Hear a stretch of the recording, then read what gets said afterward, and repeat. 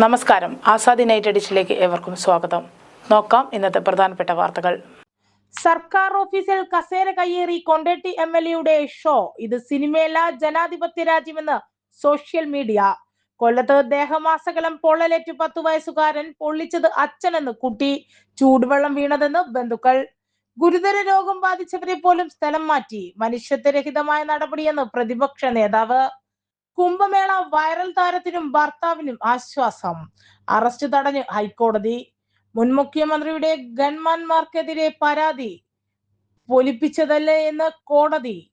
ക്ഷേത്ര ഭണ്ഡാര കുത്തിത്തുറപ്പ്, മോഷണം, BJP സ്ഥാനാർത്ഥി പിടിയിൽ. ഇനി സഹയാത്രികനല്ല, പാർട്ടിയുടെ ഭാഗം. ഭാര്യക്കൊപ്പം CPM അംഗമായെന്ന് KT ജലീൽ. കളങ്കിതരെ കെട്ടിയെഴുന്നള്ളിക്കുന്നത് ഒഴിവാക്കണം, KGU-WJ. വിശദമായ വാർത്തകളിലേക്ക് കടക്കാം. സർക്കാർ ഓഫീസിൽ കസേര കയ്യേറി കൊണ്ടോട്ടി MLA ഷോ. ഇത് സിനിമയല്ല, ജനാധിപത്യ രാജ്യമെന്ന് social media. Kondotty joint RT ഓഫീസിൽ UDF MLA TP Ashraf Ali നടത്തിയ അധികാര ദുർവിനിയോഗം വലിയ ജനരോക്ഷത്തിന് കാരണമാകുന്നു. സർക്കാർ ഉദ്യോഗസ്ഥരുടെ ഔദ്യോഗിക കസേര കയ്യേറിയിരുന്നും ഉദ്യോഗസ്ഥരെ നിർത്തി സല്യൂട്ട് അടിപ്പിച്ചും MLA നടത്തിയ ഷോയ്ക്ക് എതിരെ സമൂഹ മാധ്യമങ്ങളിൽ കടുത്ത വിമർശനമാണ് ഉയരുന്നത്. നിയമങ്ങൾ നിർമ്മിക്കാൻ ബാധ്യതപ്പെട്ട ഒരു ജനാധിപത്യം തന്നെ സർക്കാർ ഓഫീസിലെ ചട്ടങ്ങളും ജനാധിപത്യ മര്യാദകളും കാറ്റിൽ പറത്തുന്ന ദൃശ്യങ്ങൾ MLA സ്വന്തം ഫേസ്ബുക്ക് പേജിലൂടെയാണ് റീലായി പുറത്തുവിട്ടത്. സാധാരണ MLA-മാരും സർക്കാർ ഉദ്യോഗസ്ഥരുടെ ഔദ്യോഗിക കസേരകളിൽ ജനപ്രതിനിധികൾ ഇരിക്കാറില്ല എന്നതാണ് പതിവ്. എന്നാൽ സിനിമാ സ്റ്റൈലിൽ പാന്റും ഷർട്ടും ഇട്ട് ഓഫീസിലെത്തിയ MLA ഉദ്യോഗസ്ഥർ നിരന്നു നിന്ന് സല്യൂട്ട് ചെയ്യുന്നതും തുടർന്ന് പൂച്ചെണ്ട് വാങ്ങി MLA RTOയുടെ കസേരയിൽ അമർന്നിരിക്കുന്നതും ദൃശ്യമുണ്ട്. ഉത്തരവാദിത്തപ്പെട്ട ഉദ്യോഗസ്ഥരെ ജീവനക്കാരുടെ കസേരകളിൽ ഇരുത്തിക്കൊണ്ടാണ് MLA ഈ അധികാര പ്രയോഗം നടത്തിയത്. വീഡിയോ പുറത്തു വന്നതിന് പിന്നാലെ MLA നിലപാടിനെതിരെ കമന്റ് ബോക്സിൽ ജനങ്ങൾ കടുത്ത ഭാഷയിലാണ് പ്രതികരിക്കുന്നത്. ഇത് സിനിമയല്ല, ജനാധിപത്യ രാജ്യമാണ്. എക്സിക്യൂട്ടീവിന്റെ അധികാരത്തിൽ കൈയടത്താൻ MLAക്ക് എന്ത് അവകാശമാണുള്ളതെന്ന് ജനം ചോദിക്കുന്നു. ഓഫീസ് ഹെഡിന്റെ കസേര അവർക്ക് വിട്ടുകൊടുക്കുക, ഔദ്യോഗിക പദവികളെ ബഹുമാനിക്കാൻ പഠിക്കണമെന്നും ജനപ്രതിനിധികൾക്ക് ഇരിക്കാൻ മറ്റ് സംവിധാനങ്ങൾ ഒരുക്കുകയാണ് ചെയ്യേണ്ടതെന്നും കമന്റുകളിൽ ആളുകൾ ഓർമ്മിപ്പിക്കുന്നു. ഭരണമാറ്റമുണ്ടായതിന്റെ പേരിൽ ജീവനക്കാരെ അന്യായമായും ചട്ടവിരുദ്ധമായും സ്ഥലം മാറ്റുന്ന നടപടിയാണ് ഉണ്ടായതെന്നും ഈ രീതിയിൽ തിരുത്തിയേ പറ്റൂ എന്നും പ്രതിപക്ഷ നേതാവ് പിണറായി വിജയൻ പറഞ്ഞു. എല്ലാ മാനദണ്ഡങ്ങളും കാറ്റിൽ പറത്തിയാണ് സ്ഥലമാറ്റങ്ങൾ നടത്തുന്നത്. 2000-ഓളം ജീവനക്കാരെയാണ് ഈ ചുരുങ്ങിയ കാലയളവിൽ സ്ഥലം മാറ്റിയത്. ഗുരുതരമായ രോഗം ബാധിച്ചവർ, റിട്ടയർ ചെയ്യാൻ മാസങ്ങൾ മാത്രമുള്ളവർ, സ്ത്രീകൾ, പട്ടികജാതി പട്ടികവർഗ വിഭാഗത്തിലുള്ളവർ തുടങ്ങിയവരെ തലങ്ങളിൽ നിന്നും വിലങ്ങും സ്ഥലം മാറ്റി. മനുഷ്യരഹിതമായ നടപടിയാണിത് ഉണ്ടായത്. സർക്കാർ അധികാരത്തിൽ വരും മുമ്പ് തന്നെ സ്ഥലം മാറ്റം തുടങ്ങി. പവർ ബ്രോക്കർമാരും ദല്ലാൾമാരും കാര്യം തീരുമാനിക്കുന്ന സ്ഥിതിയിലേക്ക് കാരണങ്ങൾ എത്തുമെന്നും അദ്ദേഹം പറഞ്ഞു. സർക്കാർ ജീവനക്കാരെ മാനദണ്ഡങ്ങൾ ലംഘിച്ച് സ്ഥലം മാറ്റുന്നത് സഭ നിർത്തിവെച്ച് ചർച്ച ചെയ്യണമെന്ന് ആവശ്യപ്പെട്ട് പ്രതിപക്ഷം കൊണ്ടുവന്ന അടിയന്തര പ്രമേയത്തിന് അനുമതി നിഷേധിച്ചു. ജോയിയാണ് വിഷയം സഭയിൽ ഉന്നയിച്ചത്. സ്ഥലമാറ്റം വ്യവസ്ഥകൾ പാലിച്ചു മാത്രമാണെന്ന് മന്ത്രി സണ്ണി ജോസഫ് മറുപടി നൽകി. അടിയന്തര പ്രമേയത്തിന് അനുമതി നിഷേധിച്ചാൽ പ്രതിഷേധിച്ച് പ്രതിപക്ഷം നിയമസഭയിൽ നിന്നും ഇറങ്ങിപ്പോയി. ക്ഷേത്രഭണ്ഡാരം കുത്തിത്തുറന്ന് മോഷണം, BJP സ്ഥാനാർത്ഥി പിടിയിൽ. ക്ഷേത്രഭണ്ഡാരത്തിന്റെ പൂട്ട് തകർത്ത് മോഷണം നടത്തിയ പ്രതിയെ നെന്മാറ പോലീസ് പിടികൂടി. നെന്മാറ കണിമംഗലം പുഴക്കൽത്തറ ചെരുവിൽ പ്രഭാവതി പ്രസന്ന 42 ആണ് പിടിയിലായത്. പുഴക്കൽത്തറ മാരിയമ്മൻ ക്ഷേത്രത്തിലെ ഭണ്ഡാരം കുത്തിത്തുറന്നാണ് 10,000-ഓളം രൂപ മോഷ്ടിച്ചത്. വെള്ളി രാത്രിയിലാണ് സംഭവം. ശനി രാവിലെ ക്ഷേത്ര ഭാരവാഹികൾ എത്തിയപ്പോഴാണ് സംഭവം അറിഞ്ഞത്. പ്രദേശത്തെ CCTV ദൃശ്യങ്ങൾ പരിശോധിച്ച് പ്രതിയെ തിരിച്ചറിഞ്ഞു. 2020 തദ്ദേശ തെരഞ്ഞെടുപ്പിൽ നെന്മാറ ഗ്രാമപഞ്ചായത്തിലേക്ക് 17-ാം വാർഡിലേക്ക് BJP സ്ഥാനാർത്ഥിയെ മത്സരിച്ചിരുന്നു. മുമ്പ് മുക്കുപണ്ടം നൽകി കബളിപ്പിച്ച കേസിലും ഇവർ പ്രതിയാണെന്നാണ് പോലീസ് പറയുന്നത്.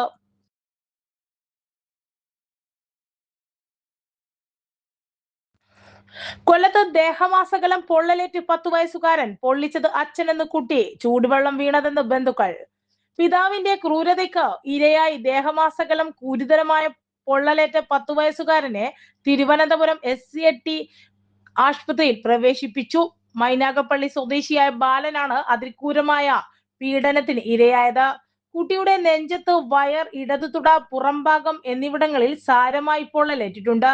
സംഭവത്തിൽ കൊല്ലം ശാസ്താംകോട്ട പോലീസ് കേസെടുത്ത് അന്വേഷണം ഊർജിതമാക്കി.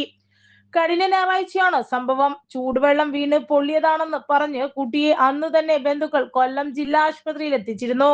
തുടർന്ന് പ്രാഥമിക ചികിത്സ നൽകി അധികൃതർ കുട്ടിയെ മടക്കി അയച്ചു. ചൊവ്വാഴ്ച വീണ്ടും കുട്ടിയെ ആശുപത്രിയിൽ എത്തിച്ചപ്പോഴാണ് പൊള്ളലിന്റെ ആഴം ബോധ്യപ്പെട്ടത്. സംശയം തോന്നി ഡോക്ടർ ചോദിച്ചപ്പോഴാണ് കുട്ടി പിതാവിന്റെ ക്രൂരതയെക്കുറിച്ച് വെളിപ്പെടുത്തിയത്. തുടർന്ന് ആശുപത്രി അധികൃതർ ചൈൽഡ് വെൽഫെയർ കമ്മിറ്റിയെ വിവരം അറിയിക്കുകയായിരുന്നു. CWCയുടെ അടിയന്തര ഇടപെടലിനെ തുടർന്ന് പോലീസ് കേസെടുത്ത് അന്വേഷണം ആരംഭിച്ചു. കുട്ടിയുടെ ആരോഗ്യനില കണക്കിലെടുത്ത് വിദഗ്ധ ചികിത്സയ്ക്കായി തിരുവനന്തപുരം SAT ആശുപത്രിയിലേക്ക് മാറ്റി. അതേസമയം കുട്ടി സ്വയം ചൂടുള്ള കഞ്ഞിവെള്ളം ദേഹത്ത് ഒഴിച്ചതാണെന്ന് മാധ്യമങ്ങളോട് പ്രതികരിച്ചതായാണ് റിപ്പോർട്ടുകൾ. എന്നാൽ ബന്ധുക്കളുടെ ഈ വാദങ്ങൾ തള്ളിക്കളയുന്നതാണ് കുട്ടിയുടെ ശരീരത്തിലെ പരിക്കുകൾ. ശരീരത്തിലേക്ക് സ്വയം തിളച്ച വെള്ളം ഒഴിച്ചാൽ ഉണ്ടാകുന്ന തരത്തിലുള്ള പരിക്കുകളല്ല കുട്ടിയുടെ ദേഹത്തുള്ളതെന്നാണ് പ്രാഥമിക നിഗമനം. കുംഭമേള വൈറൽ താരത്തിനും ഭർത്താവിനും ആശ്വാസം. അറസ്റ്റ് തടഞ്ഞു ഹൈക്കോടതി. കുംഭമേള വൈറൽ താരം മൊണാലിസ ഭോസ്ലെയുടെ ഭർത്താവ് മുഹമ്മദ് ഫർമാൻ ഖാന്റെ അറസ്റ്റ് തടഞ്ഞു ഹൈക്കോടതി. 1 മാസത്തേക്കാണ് അറസ്റ്റ് തടഞ്ഞത്. മധ്യപ്രദേശ് പോലീസ് രജിസ്റ്റർ ചെയ്ത കേസിൽ ജസ്റ്റിസ് കൗഡർ എടപ്പകത്തിന്റേതാണ് നടപടി. തുടർ നടപടിക്കായി ഫർമാൻ മധ്യപ്രദേശ് കോടതിയെ സമീപിക്കാമെന്നും ഹൈക്കോടതി അറിയിച്ചു. ചൊവ്വാഴ്ച മൊണാലിസയും ഫർമാനും സമർപ്പിച്ച മുൻകൂർ ജാമ്യാപേക്ഷയിൽ ഹൈക്കോടതി വിധി പറയാൻ മാറ്റിയിരുന്നു. പ്രായപൂർത്തിയാകാത്ത പട്ടികവർഗക്കാരിയായ പെൺകുട്ടി തട്ടിക്കൊണ്ടുപോയെന്ന പരാതിയിലാണ് ഭർത്താവിനെതിരെ പട്ടികജാതി വർഗപീഡന നിരോധനം പോക്സോ നിയമപ്രകാരം മധ്യപ്രദേശ് പോലീസ് കേസെടുത്തത്. എന്നാൽ താൻ പ്രായപൂർത്തിയാണെന്നും വിവാഹ സമയം 18 വയസ്സ് പൂർത്തിയായിരുന്നും മൊണാലിസ വ്യക്തമാക്കിയിരുന്നു. ഇതിന് സാധുവായ രേഖകളും വാർത്താ സമ്മേളനത്തിൽ കാണിച്ചിരുന്നു. പിന്നീട് വിഷയം വിവാദമായതിനെ തുടർന്ന് അവർക്ക് പ്രായപൂർത്തിയായിട്ടില്ലെന്ന് വരുത്തി തീർക്കാൻ ഔദ്യോഗിക ജനന സർട്ടിഫിക്കറ്റ് പോലും അധികൃതർ പിൻവലിക്കുകയുണ്ടായതെന്നും ദമ്പതികൾ പറഞ്ഞു. മധ്യപ്രദേശ് പോലീസ് വേട്ടയാടുന്നുവെന്ന് ആരോപിച്ചാണ് മൊണാലിസയും ഫർമാനും ഹൈക്കോടതിയെ സമീപിച്ചത്. മധ്യപ്രദേശിലെ മുഴുവൻ സംസ്ഥാന സംവിധാനങ്ങളെയും ദുരുപയോഗം ചെയ്തുകൊണ്ടാണ് ഇത്തരം നീക്കങ്ങൾ നടത്തുന്നതെന്നും ഭരണകൂടവും മൗലികവാദ ഗ്രൂപ്പുകളും ഒത്തുചേർന്ന് ദമ്പതികൾക്കെതിരെ തിരിഞ്ഞിരിക്കുകയാണെന്നും മൊണാലിസയുടെ അഭിഭാഷകൻ കോടതിയിൽ വ്യക്തമാക്കിയിരുന്നു. അതേസമയം ഫർമാൻ ഖാൻ മുസ്ലിമായതിനാൽ ഹിന്ദു ക്ഷേത്രത്തിൽ വെച്ച് നടന്ന വിവാഹം നിയമവിരുദ്ധമാണെന്നും വിവാഹ സമയത്ത് മൊണാലിസയ്ക്ക് പ്രായപൂർത്തിയായിരുന്നില്ലെന്നുമായിരുന്നു മധ്യപ്രദേശ് സർക്കാരിന്റെ വാദം. സ്കൂട്ടർ ഓവുചാലുകളിലേക്ക് മറിഞ്ഞ് വിദ്യാർത്ഥി മരിച്ചു. മമ്മാങ്കുന്ന് മണ്ടോത്തുംകാവിന് സമീപം ചൊവ്വാഴ്ച രാത്രി ഉണ്ടായ സ്കൂട്ടർ അപകടത്തിൽ പരിക്കേറ്റ് ചികിത്സയിലായിരുന്ന വിദ്യാർത്ഥി മരിച്ചു. മമ്മാങ്കുന്ന് ജുമാ മസ്ജിദിന് സമീപം താഴക്കണ്ടിയിൽ മുഹമ്മദ് റസൽ 16 ആണ് മരിച്ചത്. ഒപ്പമുണ്ടായിരുന്ന സുഹൃത്ത് മമ്മാങ്കുന്ന് അർഷിൽ VT സെയിൻ 16 പരിക്കുകളോടെ മിംസ് ആശുപത്രിയിൽ ചികിത്സയിലാണ്. ഈ വർഷമാണ് മുഹമ്മദ് റസൽ കടമ്പൂർ ഹയർ സെക്കൻഡറി സ്കൂളിൽ നിന്നും 10ാം ക്ലാസ് വിജയിച്ചത്. കാടാച്ചിറയിൽ നിന്ന് മമ്മാങ്കുന്നിലേക്ക് വഴിയിൽ മണ്ടോത്തുംകാവിന് സമീപത്തെ ഇറക്കത്തിൽ വെച്ച് ചൊവ്വ രാത്രിയായിരുന്നു അപകടം. സ്കൂട്ടറിന്റെ നിയന്ത്രണം നഷ്ടമായി ഓവുചാലിലേക്ക് മറിയുകയായിരുന്നു. പരിക്കേറ്റ റസലിനെ ഉടൻ തന്നെ ചാല മിംസ് ആശുപത്രിയിൽ എത്തിച്ചെങ്കിലും ജീവൻ രക്ഷിക്കാനായില്ല. മൃതദേഹം മമ്മാങ്കുന്ന് ജുമാ മസ്ജിദിൽ ഖബറടക്കി. ഉപ്പ താഴേക്കണ്ടി റഫീഖ്, ഉമ്മ ഹുസ്ന ബാനു, സഹോദരങ്ങൾ ഫാത്തിമ, മുഹമ്മദ് റാസി. മുൻ മുഖ്യമന്ത്രിയുടെ ഗൺമാൻമാർക്കെതിരെ പരാതി പൊലിപ്പിച്ചതല്ലേ എന്ന് കോടതി. യൂത്ത് കോൺഗ്രസ് പ്രവർത്തകരെ മർദ്ദിച്ച കേസിൽ മുൻ മുഖ്യമന്ത്രി പിണറായി വിജയന്റെ സുരക്ഷാ ജീവനക്കാരുടെ ജാമ്യാപേക്ഷ പരിഗണിക്കുന്നത് ആലപ്പുഴ ജില്ലാ സെഷൻസ് കോടതി ശനിയാഴ്ചയിലേക്ക് മാറ്റി.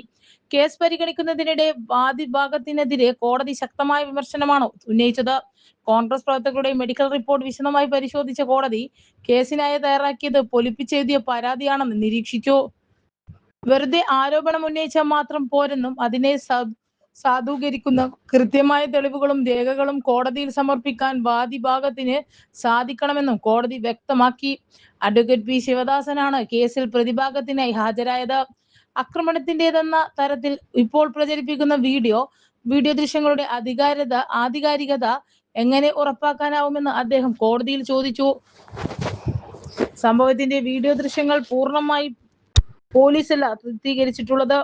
മർദ്ദനമേറ്റവർക്ക് സംഭവിച്ച മുറിവുകളൊന്നും അത്ര ഗുരുതരമല്ലല്ലോ എന്നും അങ്ങനെയാണെങ്കിൽ ഹാജരാക്കിയ മെഡിക്കൽ റിപ്പോർട്ട് കെട്ടിച്ചമച്ചതാണോ എന്നും കോടതി ചോദിച്ചു. റിപ്പോർട്ട് വ്യാജമാണെങ്കിൽ പരിശോധിച്ച ഡോക്ടർക്കെതിരെയും നടപടിയെടുക്കേണ്ടി വരുമെന്ന് കോടതി പറഞ്ഞു. കേസിൽ IPCC 308 വകുപ്പ് ചേർത്ത റിപ്പോർട്ടിൽ വലിയ ദുരൂഹതയുണ്ടെന്ന് പ്രതിഭാഗം കോടതിയെ അറിയിച്ചു. ഈ റിപ്പോർട്ട് കോടതിയിൽ നൽകിയത് 2026 മെയ് 30 രാവിലെയാണ്. എന്നാൽ സംഭവത്തിൽ ആക്രമിക്കാൻ ഉപയോഗിച്ചു എന്ന് പറയുന്ന ആയുധം പോലും പോലീസ് പരിശോധിച്ചത് അന്നേ ദിവസം വൈകുന്നേരമാണെന്ന്. ആയുധം പരിശോധിക്കുന്നതിന് മുൻപ് എങ്ങനെയാണ് രാവിലെ തന്നെ റിപ്പോർട്ട് നൽകാൻ കഴിയുക എന്ന് പ്രതിഭാഗത്തിന്റെ വാദം മുൻനിർത്തി കോടതി റിപ്പോർട്ടിൽ സംശയം പ്രകടിപ്പിച്ചു. അതേസമയം മുഖ്യമന്ത്രിക്ക് സുരക്ഷയുണ്ടാക്കിയ ഭീഷണി ഉണ്ടാകുന്ന ഘട്ടത്തിൽ സുരക്ഷാ ജീവനക്കാർക്ക് വാഹനവും പരിസരവും വിട്ട് ഇടപെടാമെന്ന് 2011 സർക്കാർ പുറത്തിറക്കിയ സർക്കുലറിൽ വ്യക്തമാക്കുന്നുണ്ടെന്ന് പ്രതിഭാഗം കോടതിയെ അറിയിച്ചു. സംഭവം ദിവസം ആലപ്പുഴയിൽ നവകേരള യാത്ര നടക്കുമ്പോൾ പ്രതിഷേധക്കാർ വാഹനത്തെ പിന്തുടരുകയും പലയിടത്തും അക്രമ സംഭവങ്ങൾ ഉണ്ടാക്കുകയും ചെയ്തിരുന്നു. മുഖ്യമന്ത്രി സഞ്ചരിച്ച വാഹനത്തിന് തൊട്ടു പിന്നാലെ എത്തിയ അദ്ദേഹത്തിന്റെ സുരക്ഷയ്ക്ക് വലിയ ഭീഷണി ഉയർത്തിയപ്പോഴാണ് ഗൺമാൻമാർ വാഹനത്തിൽ നിന്നിറങ്ങി പ്രതിഷേധകരെ നിയന്ത്രിച്ചത്. അത് അവരുടെ ജോലിയുടെ ഭാഗം മാത്രമായിരുന്നുവെന്നും പ്രതിഭാഗം കോടതിയിൽ വ്യക്തമാക്കി. കളങ്കിതരെ കെട്ടിയെഴുന്നള്ളിക്കുന്നത് ഒഴിവാക്കണം. KUWJ ക്രിമിനൽ കേസ് പ്രതികളായ ഉദ്യോഗസ്ഥരടക്കം കളങ്കിത വ്യക്തികളെ താക്കോൽ സ്ഥാനങ്ങളിൽ പ്രതിഷ്ഠിക്കുകയും പ്രാമുഖ്യം നൽകുകയും ചെയ്യുന്നതിൽ നിന്നും സർക്കാർ വിട്ടുനിൽക്കണമെന്ന് കേരള പത്രപ്രവർത്തക യൂണിയൻ. മാധ്യമപ്രവർത്തകൻ KM ബഷീറിനെ വാഹനമിടിപ്പിച്ചും കൊലപ്പെടുത്തുകയും കേസിൽ നിന്നും രക്ഷപ്പെടാൻ കപടനാട്യങ്ങൾ നടത്തുകയും വ്യാജങ്ങൾ ചമക്കുകയും ചെയ്ത ശ്രീറാം വെങ്കിടരാമും ഒത്ത് മന്ത്രി T സിദ്ദീഖ് വാർത്താ സമ്മേളനത്തിന് എത്താൻ പാടില്ലായിരുന്നു. ഇതിനെതിരെ ശക്തമായ പ്രതിഷേധമുയർത്തിയ തലസ്ഥാനത്തെ മാധ്യമപ്രവർത്തകർക്ക് അഭിവാദ്യങ്ങൾ. മാധ്യമ സമൂഹത്തിന്റെ ആകെ ആത്മാഭിമാനം ഉണർത്തുന്നതായി ഈ പ്രതിഷേധം. കളങ്കിതരെ കെട്ടിയെഴുന്നള്ളിക്കുന്ന ഇത്തരം സന്ദർഭങ്ങൾ ഒഴിവാക്കാൻ മന്ത്രിമാർ അടക്കമുള്ള ഭരണ നേതൃത്വം ജാഗ്രത കാണിക്കണമെന്നും യൂണിയൻ പ്രസിഡന്റ് KP റജിയും ജനറൽ സെക്രട്ടറി സുരേഷ് എടപ്പാളും ആവശ്യപ്പെട്ടു. ഇനി സഹയാത്രികനല്ല, പാർട്ടിയുടെ ഭാഗം. ഭാര്യയ്ക്കൊപ്പം CPM അംഗമായെന്ന് KT ജലീൽ. CPM അംഗമായതായി അറിയിച്ചത് തവനൂർ മുൻ MLA-യും മുൻ മന്ത്രിയുമായ KT ജലീൽ. ഫേസ്ബുക്ക് കുറിപ്പിലൂടെയാണ് അദ്ദേഹം ഇക്കാര്യം അറിയിച്ചത്. ഇതുവരെ പാർട്ടിയുടെ സഹയാത്രികനായിരുന്നു, എന്നാൽ ഇനി മുതൽ പാർട്ടിയുടെ ഭാഗമാണ് എന്നും അദ്ദേഹം ഫേസ്ബുക്കിൽ കുറിച്ചു. പാർട്ടി വലിയ പ്രതിസന്ധികളെ അഭിമുഖീകരിക്കുമ്പോൾ പാർട്ടിയുടെ കൂടെ നിൽക്കുന്ന നിസ്വാർത്ഥരായ ലക്ഷക്കണക്കിന് സഖാക്കൾക്കൊപ്പം അവരിൽ ഒരാളായി നിൽക്കാതെ മാറി നിന്നാൽ സമൂഹത്തോട് ചെയ്യുന്ന കൊടിയ അപരാധമാകുമെന്നും അദ്ദേഹം പറഞ്ഞു.